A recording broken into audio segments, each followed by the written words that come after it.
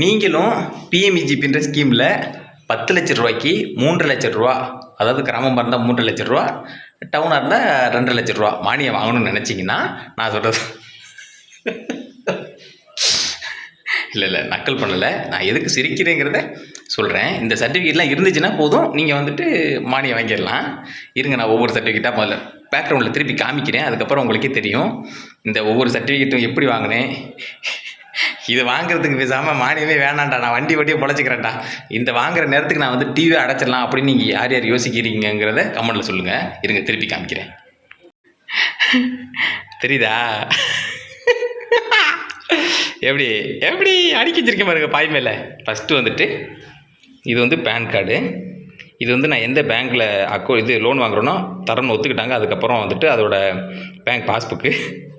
ஐயோ தண்ணி ஊற்றுது, நான் என்ன ஒன்றுமே கஷ்டப்பட்டு உழைச்சதெல்லாம் வீணாக போகுது. இருக்க வரேன். ஒன்றும் இல்லை, துணி காய வச்சு போட்டேன் அதனால். ஓகே வரோம். இது வந்துட்டு பேன் கார்டு, அது வந்து பேங்க் பாஸ்புக்கு, அது வந்து ரேஷன் கார்டு, அது உங்கள் ஒய்ஃபேரில் இருந்தால் ஒய்ஃபேரில் உள்ளது கொடுக்கணும். அதுக்கப்புறம் வந்துட்டு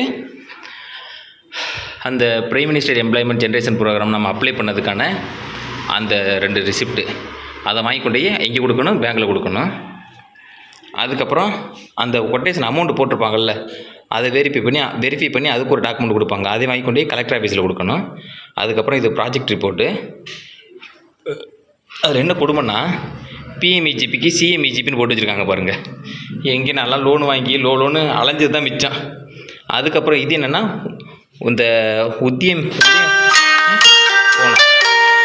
கரெக்டு, இது வந்துட்டு உதயம் சர்டிஃபிகேட்டு, இது ஒன்று வாங்கணும். இதை வாங்கி கொண்டு பேங்க்கில் கொடுக்கணும். அதுக்கப்புறம் வந்துட்டு கலெக்டர் ஆஃபீஸில் மாவட்ட தொழில் மையத்தில் கொடுக்கணும். அதுக்கப்புறம் இந்த வந்து நான் படித்த சர்டிஃபிகேட்டு, அது வந்து பிறப்பு சான்றிதழ், அது வகுப்பு சான்றிதழ், அது வருமான சான்றிதழ். இது 3 வந்துட்டு நீங்கள் ஒன்றாவே எடுத்துக்கலாம். இதை ஏன் ஒன்றா எடுத்துக்கலாம்னு சொல்கிறேன்னா, நீங்கள் போய் அப்ளை பண்ணும்போது முன்னாடி தான் வந்துட்டு இப்போ விஓட்ட போய் வாங்கணும், ஆர்ஐட்ட போய் கையெழுத்து வாங்கணும் அப்படிலாம் இருந்துச்சு. அப்படி தானே இருந்துச்சு. அப்போ அப்படிலாம் இல்லை. சிம்பிளாக போய் அப்ளை பண்ணோம்னா இந்த மாதிரி ஒரு ரிசிப்ட் ஒன்று கொடுத்துருவாங்க. இந்த பாருங்க, இந்த ரிசிப்ட்டு. இதில் வந்துட்டு அந்த 3 வெரிஃபை நம்பர் கொடுத்துருவாங்க. இந்த நம்பரை வச்சுக்கிட்டிங்கன்னா இன்றைக்கி அப்ளை பண்ணுறீங்கன்னா ஒரு 2 நாளையில் இந்த 3 சர்டிஃபிகேட்டே வாங்கலாம். அதனால் இது 3 வந்து இந்த 3 பேப்பர் மட்டும் ஒன்றா வச்சுருங்க. சாதி சான்றிதழ், வருமான சான்றிதழ், இருப்பிட சான்றிதழ். அதுக்கப்புறம் டிரைவிங் லைசன்ஸு. கார் வாங்கினீங்கன்னா டிரைவிங் லைசன்ஸு. அந்த என்ன சொல்கிறது, வேறு எந்த தொழிலுக்கு எப்படிங்கிறது எனக்கு தெரியல, வேறு எதுக்கும் தேவைப்படாதுன்னு தான் நினைக்கிறேன். அதுக்கப்புறம் இது ஆதார் கார்டு. இது வந்துட்டு பிறந்ததுலேருந்து எடுத்துடலாம்ல அப்படின்லாம் நீங்கள் நினைப்பீங்க. அப்படிலாம் இல்லை. ஃபிங்கர் பிரிண்ட் அப்டேட் பண்ணியிருக்கணும். அதுக்கப்புறம் நேம் எல்லாம் கரெக்டாக இருக்கணும், அட்ரஸு கரெக்டாக இருக்கணும், ஃபோன் நம்பர் கரெக்டாக இருக்கணும். ஓகேவா? அதுக்கப்புறம் இது கடைசியில் வர்றேன், உங்களோட ஸ்டாலின் திட்டம், இது கடைசியில் வர்றேன். அதுக்கப்புறம் இது வந்துட்டு ஷோரூமில் வாங்கின கொட்டேஷன். அதுக்கப்புறம் வந்துட்டு ரூரல் ஏரியா சர்டிஃபிகேட். இது வந்து விஏஓட்ட கையெழுத்து வாங்கணும். நான் இங்கே இருக்கிற கிராமம் தான் அப்படின்னு சொல்லி ஒரு கையெழுத்து வாங்கணும். அதுக்கப்புறம் இது என்னென்னா அந்த சேங்ஷன் லெட்ரு, இது வாங்கி கொண்டு போய் அங்கே மாவட்ட தொழில் மையத்தில் கொடுக்கணும். சேங்ஷன் ஆனதுக்கப்புறம் பேங்க்லேருந்து, அதாவது நீங்கள் லோன் கொடுக்க சம்மதிக்கிறோம்னு சொல்லி ஒரு லெட்ரு கொடுப்பாங்க, அதை கொண்டு போய் அங்கே மாவட்ட தொழில் மையத்தில் கொடுக்கணும்.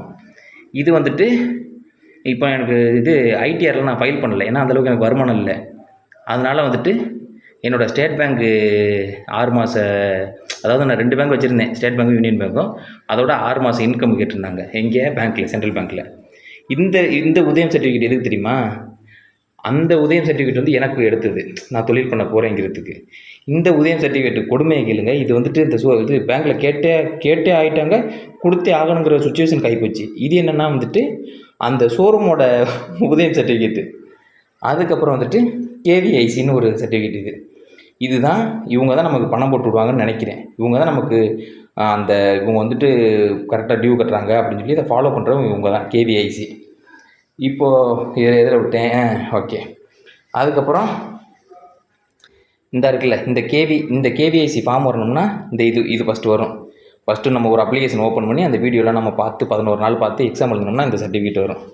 இதுவும் நம்ம கொண்டு போய் பேங்க்கில் ஒரு காப்பி கலெக்டர் ஆஃபீஸில், எங்கள் ஊரில் கலெக்டர் ஆஃபீஸில் தான் மாவட்ட தொழில் மையம் பக்கத்தில் இருக்குது, அதனால் அப்படியே வருது, மாவட்ட தொழில் மையத்தில் கொடுக்கணும்.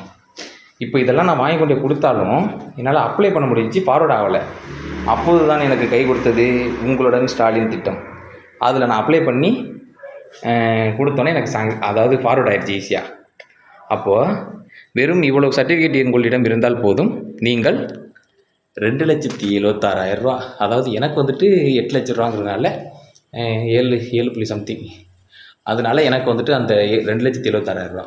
இப்போ நீங்கள் ஒரு 15 லட்ச ரூபாய்க்கு ஒரு கார் எடுத்தீங்கன்னா உங்களுக்கு அதுக்கேற்ற தொகை கிடைக்கும். ஆனால்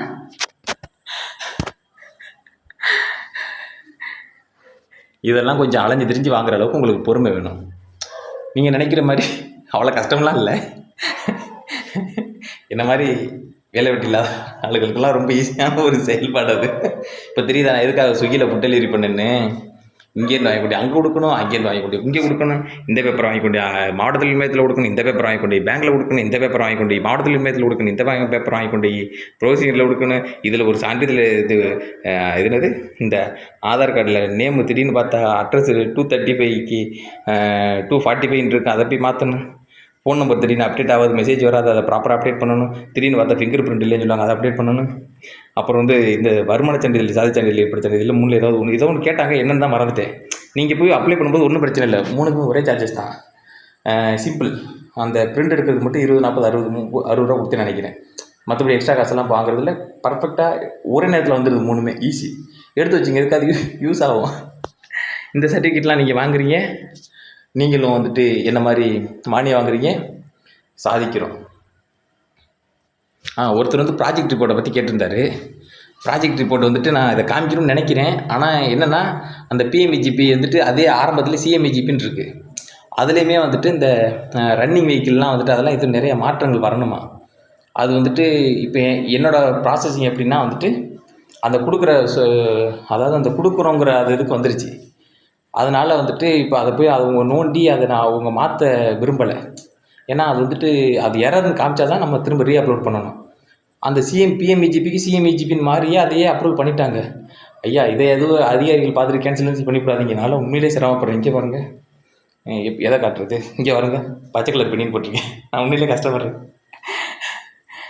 என்ன சொல்ல, ஒரு தொழில் தொடங்குறேன். நான் உண்மையிலே கார் தான் ஓட்டுறேன், காருக்கு தான் மானியம் வாங்கினேன், சென்னையில் ஓட்டுறேன், ஊபர், ஓலா, ரேபிடோவில் 3லேயும் ஓட்டுறேன். அதுக்கப்புறம் வந்துட்டு ஏன் தேவையில்லாம மொக்கப்பட்டுருக்கோம். ஐயா, நீங்கள் வந்துட்டு ஒருத்தர் கமெண்ட்டில் கேட்டுருந்தீங்க ப்ராஜெக்ட் ரிப்போர்ட் சொல்லுங்கள் அப்படின்னு. ப்ராஜெக்ட் ரிப்போர்ட் வந்துட்டு என்ன சொல்கிறது, நம்ம பேங்க்கில் வாங்கி கொண்டு கொடுங்க. 2,500 கேட்டாங்க பேங்க்கில். என்ன, பேங்க் மேனேஜரே எனக்கு சப்போர்ட் பண்ணி வாங்கி கொடுத்தாரு. அந்த வாங்கி கொடுத்ததில் கொஞ்சம் பிஎம்இஜிபிக்கு சிஎம்இஜிபின்னு மாறி போச்சு. அந்த ஏதோ சீல் சைன்லாம் வைக்கணுமா, அதெல்லாம் வைக்கல. அது ப்ராஜெக்ட் ரிப்போர்ட்டு அவங்க அந்த ஆஃபீஸில் போய் காமிக்கும்போது அவங்க வேறு மாதிரி காமிக்கிறாங்க. அதனால் நீங்கள் வந்து விசாரிச்சுக்குங்க. உங்களுக்கு சில நேரத்துக்கு அப்ரூவல் பண்ணுறதுக்கான வாய்ப்புகள் அதிகமாக இருக்குது. இதில் ஒன்றும் தப்பெல்லாம் ஒன்றும் இல்லை. அந்த எவ்வளவு என்னோடய பேங்க் ட்ரான்சாக்ஷன் எவ்வளவு, அதுக்கப்புறம் நான் அந்த அமௌண்ட் வச்சு நான் எப்படி அந்த கார் வாங்கினா என்ன, எப்படி ஓட்டுறேன், மாதம் எனக்கு எவ்வளோ வருமானம் வரும். ஆல்ரெடி நான் டிரைவராக இருந்ததுனால ரொம்ப வருஷமாக ஊரில் ஓட்டிகிட்டு இருக்கேன்ல, அதெல்லாம் கால்குலேட் பண்ணி அவங்க போட்டு வச்சுருக்காங்க. ஆனால் ஒவ்வொருத்தவங்களும் ஒவ்வொரு மாதிரி போட்டு வச்சுருக்காங்க. நம்ம அது மாதிரி பண்ணணுங்கிற அவசியம் இல்லை. உங்களுக்கு பேங்க் சைட்லேருந்து சப்போர்ட் பண்ணுறாங்கன்னா நீங்கள் அதுலேருந்து எடுத்துங்க, அதுதான் பெஸ்ட்டு. ஓகேவா? அதில் எரர் சொல்கிறாங்கங்கிற பட்சத்துக்கு நீங்கள் இப்போ என்ன எரர் நீங்கள் கேட்டுட்டு போய் இங்கே பேங்க்கில் சொன்னீங்கன்னா அவங்க கிளியர் பண்ணி கொடுத்துட்றாங்க. அதுதான் பெரிய விஷயம். என்ன, என் மேனேஜர் மாற்றி தரேன் சொல்லிக்கிறதுக்கு 1 மாதம் ஆச்சு. அந்த 1 மாதம் ஆனதில் ஒரு நல்ல விஷயம் என்னென்னா அதுக்கிடையில் எனக்கு சேங்ஷன் ஆயிடுச்சு. சேங்ஷன் மீன்ஸ் அந்த தரத்துக்கான பரிந்துரைக்கப்பட்டு விட்டது. அப்போ நான் இன்னும் 2,500 செலவு பண்ண வேண்டியதில்லை. இப்போ நான் அவங்கள்ட்ட ஏதாவது ஆடிட்டர் நான் பார்த்துருந்தா கூட மறுபடியும் வேறு ஆடிட்டர் பார்த்துருந்தா மறுபடியும் நான் 2,500 3,000 செலவு பண்ணியிருக்கணும். அந்த காசு எனக்கு மிச்சம். பேங்க் மேனேஜர் சில நேரங்களில் டிலே பண்ணது எனக்கு டிலே ஆன எல்லா விஷயமே நல்லதாக தான் நடந்திருக்கு. இதுக்கு மேலே நான் பேசி மொக்கப்பட விரும்பலை. நன்றி, வணக்கம். கையை வலிக்குது. பாய்.